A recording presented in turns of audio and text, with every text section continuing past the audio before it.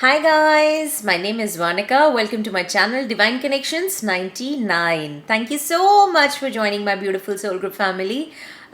कैसे हैं आप लोग? क्या चल रहा है आप लोग की लाइफ में? प्लीज़ बताइएगा एंड अपने कमेंट्स करते रहिएगा guys. That make me feel so connected to you. And यहाँ पे आज अब तो एक्चुअली वीकेंड है, Saturday Sunday, and it's been going really well. बहुत ही अच्छा जा रहा है एंड बहुत ज़ोरों शोरों पे आजकल मेरा इनर वर्क चल रहा है which is going amazing. And देखकर अच्छा लग रहा है, कितने सारे लोग आपस में जुड़ते जा रहे हैं और अपनी जर्नी इतने ब्यूटीफुल तरीके से आप लोग कर रहे हैं ना, ये सुनकर बहुत अच्छा लगता है. So I really pray to the divine कि हम सब इसी तरह से अपने अपने कर्मों में लगे रहें. सो गाइज, आज का जो वीडियो है ये हमारा श्रीमद् भागवत गीता का ही अब थर्ड चैप्टर जो मैं कंटिन्यू करूँगी. कोशिश करूँगी कि आज उसे कंप्लीट कर दिया जाए एंड उसके बाद ताकि वीकेंड पे अगर आप लोग को टाइम मिले तो आप एक बारी उन वीडियोस को गो थ्रू कर सकते हैं ताकि वो रिवाइज हो जाए. ठीक है, तो स्टार्ट करते हैं हम आज का चैप्टर. और बिफोर स्टार्टिंग आज की इंटेंशन सेट कर लेते हैं. तो आज की मेरी इंटेंशन ये रहेगी, मैं श्री कृष्ण से यही प्रार्थना करती हूँ कि प्रभु हम सबको इस मुश्किल दौर पे बहुत ही स्ट्रेंथ, हिम्मत प्रदान करें ताकि हम लोग सब अपने अपने कर्म सुचारू रूप से करते रहें एंड बिना ही उसके बारे में सोचे हुए, फल की इच्छा किए हुए कि अच्छा फल मिलेगा या बुरा फल मिलेगा, बट अपने सब कर्म निष्काम रूप से करते रहें. So thank you so much for participating in the intention my beautiful soul group family. अब स्टार्ट करते हैं अपना चैप्टर. तो अब श्री कृष्ण क्या कहते हैं? श्री कृष्ण अब एक्चुअली अर्जुन कह रहे हैं. तो अर्जुन कहते हैं कि अर्जुन बोले, हे श्री कृष्ण, तो फिर ये मनुष्य स्वयं ना चाहता हुआ भी बलात् लगाए हुए की भांति किस से प्रेरित होकर पाप का आचरण करता है? बहुत ही देखिए ब्यूटीफुल क्वेश्चन उन्होंने बोला है. उन्होंने पूछा है श्री कृष्ण से कि इतना सब कुछ है तो आप ये बताइए कि क्या ऐसा हो जाता है कि हमारा मन को विचारों में पड़ जाता है या फिर कुछ गलत चीज़ें या ज़बरदस्ती पाप कर्मों में लग जाता है. ऐसा क्या हो जाता है हमारे मन पे इतना हावी कि हम लोग इन सब चीज़ों में लग जाते हैं?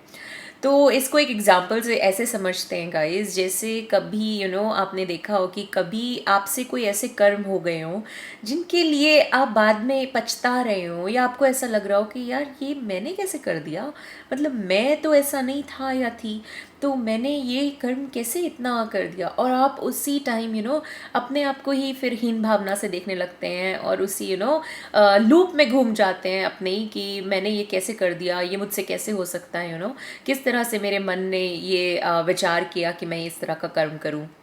जैसे फॉर एग्जांपल अगर आप किसी को कहते हैं ना काम रूप से नज़रों से देख रहे हैं या किसी के लिए आपके ऐसे अंदर विचार आ गए कि कोई सेक्सुअल डिज़ायर्स आ गई किसी के लिए, तो आपको लगता है ना कि यार ऐसा कैसे है, मैं तो बहुत ही अपने आप को पूजा पाठ वाला समझ के बैठा था कि मैं साधु संत टाइप हूँ और मैं इतना अपने आप को कंट्रोल कर लिया अपने इमोशंस, कैसे मेरा मन इन चीज़ों में दोबारा से आ गया है, ऐसे कैसे हो रहा है हमारे साथ. फिर हम अपने आप को जज करने लगते हैं.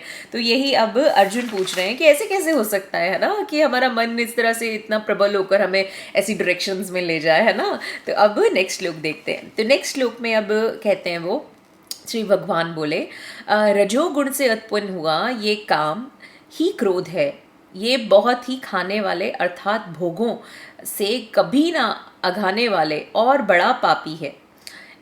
इसको ही तू इस विषय में वैरी जान. तो अब श्री कृष्ण कहते हैं, जैसे हमने पढ़ा था ना आयुर्वेद के वो 3 गुण होते हैं, रज, तम और सत्व. तो ये जो 3 गुण हैं उनमें से अब श्री कृष्ण बोल रहे हैं रजोगुण से उत्पन्न इसको जान. क्यों? क्योंकि उस वक्त वो राजा थे, वो क्षत्रिय थे, है ना. तो उन्होंने अपने बारे में पूछा कि भाई मेरे अंदर ऐसे कैसे भाव उठ रहे हैं, ये कैसे मेरा मन इतना दुर्बल हो गया है और इन चीज़ों पे इतनी जल्दी आसक्त हो जाता है. तो अब श्री कृष्ण उनको यही समझा रहे हैं कि रजोगुण से उत्पन्न, मतलब जो हमारा रजोगुण है, जैसे हम स्वादिष्ट खाना खाना चाहते हैं राजाओं महाराजाओं की तरह भरपेट और बहुत ही बढ़िया, इस तरह के उससे हमारा जो उत्पन्न जो गुण है, उसका जो दोष उत्पन्न होते हैं, वही हमें इन चीज़ों पे मजबूर करते हैं, है ना। और इसका एक एग्जाम्पल लेकर हम लोग समझते हैं कि अगर तो हम सत्व गुण में अपने ज़्यादा रहते हैं, या बहुत टाइम तक ब्रह्मचर्य का पालन करते हैं, तो अब क्या होता है उससे हम देख सकते हैं। जैसे मैं बहुत टाइम से ब्रह्मचर्य का पालन कर रही हूँ, तो मैं ये कह सकती हूँ कि मेरी बॉडी टोटली हाईली एनर्जेटिक है, एंड एक अलग ही एनर्जी और ऑरा क्रिएट होता है मेरी बॉडी से। जब मैं आसपास लोगों से इंटरेक्ट करती हूँ, लोग अलग ही तरीके से मेरे इंटरेक्शंस लेते हैं, और किस तरह से मुझसे अट्रैक्ट होते हैं, मेरे पास आते हैं, मुझसे बात करते हैं, तो वो एक अलग ही समा बन जाता है। और यही अगर हम बहुत ज़्यादा, कभी हमने नोटिस किया हो, अगर हम बहुत ज़्यादा सेक्शुअल एनर्जी में घूम रहे हो, तो हम बड़ी डिज़ायर की एनर्जी में लोगों को अट्रैक्ट करते हैं अपने पास। जैसे बहुत ही ऐसे आएंगे लोग, ये चाहिए वो चाहिए, या फिर उनको कुछ काम है हमसे, या ऐसे डिज़ायरिंग जैसे होते हैं ना, वैसे टाइप उसमें हो जाता है। तो बहुत ही ब्यूटीफुली उन्होंने अब 3 गुणों को समझाना शुरू किया है। उसमें से उन्होंने रजोगुण का सबसे ज़्यादा महत्व अभी ये बताया है कि उससे उत्पन्न ही ऐसे दोष होते हैं जो हमको हमारे मन को दुर्बल बना देते हैं, और हम इन भावों में पड़ जाते हैं। ठीक है, तो अब आगे का श्लोक देखते हैं, my beautiful soul group family. आगे उन्होंने कहा है कि जिस प्रकार से धुएं से अग्नि और मैल से दर्पण ढका जाता है, तथा जिस प्रकार से गर्भ ढका रहता है, वैसे ही काम के द्वारा ज्ञान ढका रहता है। तो अब श्री कृष्ण जो हैं वो बहुत ही क्या है ब्यूटीफुली उन्होंने खुद ही इसके अंदर ही समझा दिया है, श्लोक के अंदर ही, कि किस प्रकार से जैसे कभी आग लग जाए, तो आग हमें उसकी इंटेंसिटी तब तक नहीं मालूम होगी जब तक धुआं आगे से नहीं हटेगा।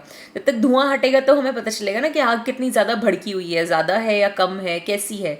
ठीक है, तो वैसे ही धुएं से क्या है, जिस तरह से अग्नि ढकी हुई है, उन्होंने बोला वैसे ही जैसे मैल से दर्पण ढका हुआ है। अब मैल अगर दर्पण पे है तो हमारा चेहरा भी तो ऐसा धूल भरा ही दिखाई देगा ना उसके अंदर, तो वो मैल हटाएंगे तभी चेहरा साफ नजर आएगा।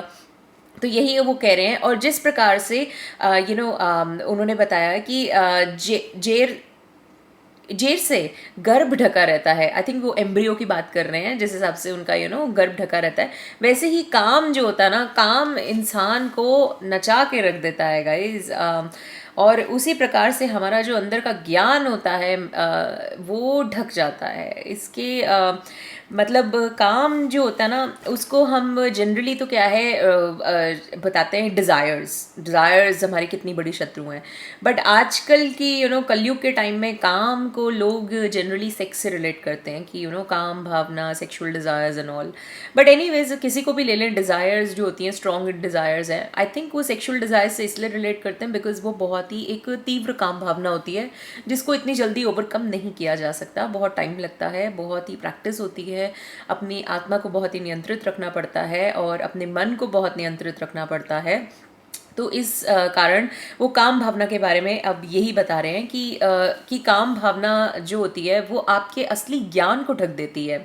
और जब हमारा असली ज्ञान अगर ढका गया तो हमारे अंदर वो कैपेसिटी नहीं रहेगी कि हम लोग सही या गलत के बीच में अंतर समझ पाएँ। ठीक है, और अगर हमारे बीच में वो कैपेसिटी नहीं रहेगी तो बहुत ज़्यादा चांसेस हैं कि हम गलत मार्ग आसानी से चुन लें। ठीक है, तो अब जैसे हम इसको एग्जांपल से समझते हैं, जैसे हमें कभी कभी कुछ खाने की डिज़ायर होती है, बहुत ही मन करता है कि वो मिल जाए, और अगर हमें वो खाना नहीं मिले तो फिर उसके बाद उससे बढ़िया खाना भी अगर हमारे सामने रख दिया जाए तो हमें वो भी नहीं अच्छा लगता है ना। और फिर हमें क्या लगता है कि अब तो हमें बस वही खाना है। तो उस तरह से डिज़ायर की एक एनर्जी है जिसने हमारे ज्ञान को उस वक्त ढक लिया है, जो शायद हमारे लिए बहुत हेल्दी हो, वो चीज़ हमारी बॉडी के लिए अच्छी हो, बट हमारे को उस टाइम पे वो अच्छी नहीं लगेगी क्योंकि हमारी डिज़ायर किसी और ही चीज़ में है ना, हम वही चीज़ खाना चाहते हैं। तो यही अब श्री कृष्ण बता रहे हैं हमें। ठीक है, तो अब हम देखते हैं अपना नेक्स्ट श्लोक। नेक्स्ट श्लोक में अब वो कहते हैं कि और हे अर्जुन, इस अग्नि के समान कभी न पूर्ण होने वाले काम रूप ज्ञानियों के नित्य वैरी के द्वारा मनुष्य का ज्ञान ढका हुआ है। तो आगे भी श्री कृष्ण अब काम के बारे में ही बता रहे हैं कि किस प्रकार से काम जो है वो जो मनुष्य हैं, जो समझदार लोग भी हैं, उनके लिए भी किस तरह से शत्रु रूपी बना हुआ है। ठीक है, तो जो अभी उन्होंने सबसे ज़्यादा हाईलाइट किया है काम को, तो काम मतलब डिज़ायर्स, जिसको हम अभी कलयुग में अपने सेक्सुअल डिज़ायर्स भी बोल सकते हैं, या फिर कोई भी तीव्र इच्छा अपनी डिज़ायर्स बोल सकते हैं, जिनको उन्होंने कहा है कि हमारा एज अ बहुत ही भयंकर एक तरह से शत्रु हमारे सामने है। ठीक है, तो अब इसको ऐसे समझते हैं कि जैसे एक ना काम क्या होता है, लगता है कि एक ऐसी आग है जो क्या है कभी बुझती ही नहीं है, और चाहिए और चाहिए। जैसे भोगों में कितना भी आप उसमें लिप्त होते जाएं, कभी भी क्या है तृप्त नहीं होंगे। जितना पैसा है उतना इंसान को कम लगता है, जितना उसको प्रमोशन मिली उतना उसको कम लगती है, उसको लगता है और चाहिए, जितना खाना खाया उतना कम लगता है और खाना है। तो ये जो काम क्रोध लोभ मोह ये सब चीज़ें जो है ना, ये मन को हमारे नियंत्रित रखती हैं। तो जिसकी वजह से ये जो आग होती है ना, ये कभी बुझ नहीं पाती है। तो उसी को श्री कृष्ण बता रहे हैं कि आप किस तरह से अपने काम को, अपनी इन भावनाओं को कैसे कंट्रोल करें। ठीक है, और क्यों करना चाहिए अभी फिलहाल वो ये बता रहे हैं। तो अब नेक्स्ट श्लोक देख लेते हैं। नेक्स्ट में वो कहते हैं, इंद्रियां, मन और बुद्धि ये सब इसके वास्य स्थान कहे जाते हैं। कौन से वास्य स्थान है? इंद्रियां, मन और बुद्धि। यह काम इन मन, बुद्धि और इंद्रियों के द्वारा ही आच्छित करके जीवात्मा को मोहित करता है। तो अब श्री कृष्ण उनको बहुत ही ब्यूटीफुली समझा रहे हैं कि कौन सा इसका घर है। इंद्रियां, मन और बुद्धि क्या है? ये इसके घर बने हुए हैं, हमारे काम भावना के, हमारी डिजायर्स के ये घर बने हुए हैं। ठीक है, इनके अंदर ही ये निवास करती हैं। इंद्रियां, मन और बुद्धि। इंद्रियां कौन सी? आपके सेंसेस, जिनसे आप परस्यू कर रहे हैं आउटसाइड वर्ल्ड को। मन आपकी इच्छाएं, आपकी इच्छाएं सारी अंदर आपके मन में, मेरा ये मन है, मेरा वो मन है, थोड़ी थोड़ी देर बाद। बुद्धि, बुद्धि आपकी किस हिसाब से आपकी उसमें नियंत्रण में ही नहीं रहती है जब आपकी ये सब चीज़ें चल रही होती हैं। तो अब वो कहते हैं कि ये जो काम है वो इन मन और बुद्धि को, इंद्रियों द्वारा ही आपकी जीवात्मा को मोहित करते हैं। तो यही यूज़ करा जाता है ताकि वो आपका काम भावना को किस तरह से, वो कह रहे हैं कि आप नियंत्रित, या फिर कहाँ से आपकी काम भावना नियंत्रित होती है। वो आपकी इंद्रियां जो होती हैं वो मन और बुद्धि के बीच में, इन तीनों के बीच में ही अपना घर बना के बैठी हुई है। ठीक है, तो अब अगर हम इनको कंट्रोल कर लें, अपनी इंद्रियां, मन और बुद्धि में, तो इसका मतलब हमने काम भावना को अपनी कंट्रोल कर लिया। ठीक है, जैसे इसको एग्जाम्पल से समझें कि किसी चीज़ की हमें कोई डिज़ायर या कामना होती है, तो उससे क्या होता है कि इंद्रियां, मन, बुद्धि ये तीनों चीज़ें हमारी भटक जाती हैं, है ना। और उसके बाद क्या होता है, हम उनके परिवश होकर बहुत ही कष्टों को पाते हैं, और हमें कुछ भी अच्छा नहीं लगता, और कुछ भी उसके बाद पा लेने के बाद भी उसमें मन नहीं लगता। मन वही करता है कि वही चाहिए, है ना, और वो ना मिले तो हमें होता है दुख, और दुख होने पर आसक्ति होती है, आसक्ति होने पर क्रोध होता है, क्रोध आने पर हमारा मन भी शांत नहीं रहता, हमारी बुद्धि जो होती है वो भटक जाती है, और फिर जब बुद्धि भटक गई तो फिर उसके बाद तो हमारे जो भी मार्ग हमने चुने हैं वो सब भ्रष्ट और नष्ट ही होंगे। ठीक है, तो कितना उन्होंने बताया है कि काम भावना कितना ज़्यादा रूल कर लेती है हम पे। जैसे आपने कोई डिज़ायर की और आपने वो चीज़ आपको नहीं मिली उस वक्त, तो कितना आप दुखी हो जाते हैं ना कि मैंने कितना सोचा था, कितनी उम्मीद लगाई थी और देखिए मुझे नहीं मिली। तो इन्हीं भावनाओं में फिर भटकते रहते हैं, काफ़ी टाइम तक मन बेचैन रहता है, बुद्धि उसी के बारे में विचार प्रकट करती रहती है, देखो तुम्हें वो नहीं मिला, देखो तुम्हारा वो नहीं हुआ।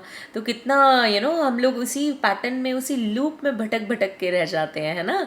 तो यही श्री कृष्ण हमको समझा रहे थे। तो गाइज अब आज का हम यही विराम लेंगे, आगे के आई थिंक सिर्फ 2-3 श्लोक ही बच गए हैं, वो मैं नेक्स्ट वीडियो में बनाऊंगी। सो तब तक के लिए take care of yourself my beautiful soul group family. अपना अच्छे से ध्यान रखिएगा और मुझे बताते रहिएगा आपके साथ क्या क्या चल रहा है, अपनी फीलिंग्स शेयर करती रहिएगा, अपने एक्सपीरियंसेस शेयर करते रहिएगा। ठीक है, और तब तक के लिए Radhe Radhe, thank you and bye.